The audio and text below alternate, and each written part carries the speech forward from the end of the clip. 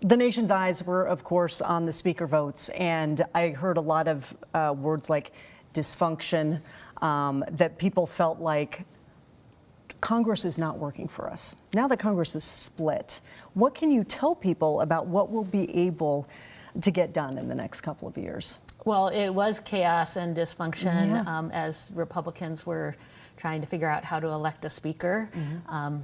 Clearly, they did not have agreement, and unfortunately, they continue to move their caucus further and further to the extremes to try to come up with the votes for speaker. And we went 15 rounds, as I think a lot of people saw on C-SPAN. So it's very concerning. The first votes were also kind of more of an extreme agenda, votes on taking away women's reproductive rights. We've got to continue to make sure that we have folks who are focused on really what our communities are asking for. And Democrats, last Congress had a very small majority as well, and we got a lot done. Things that are really important to our communities, addressing things like the ongoing effort to battle with COVID, infrastructure, which is so important throughout our region, healthcare costs, prescription drug costs, investing in a future clean, renewable energy.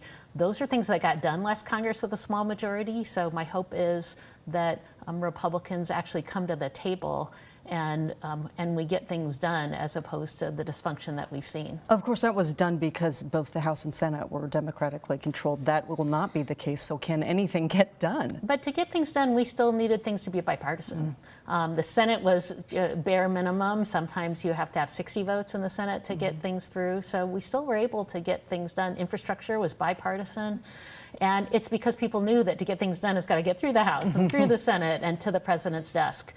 But right now, the House Republican majority is not at all focused on getting things done. They've been kind of passing ideological bills that aren't going anywhere. They're not going through the Senate. And I think people want to see governance work. They want us to come together, kind of trade ideas, figure out how to get things done. And when I say done, across the finish line to the president's desk, because we don't help anyone if we don't get things done. So I'm very concerned, though, about the debt ceiling, about funding the government. Republicans have already, House Republicans in particular, have already been struggling with how they're going to address these issues. And again, our communities want to see governance work.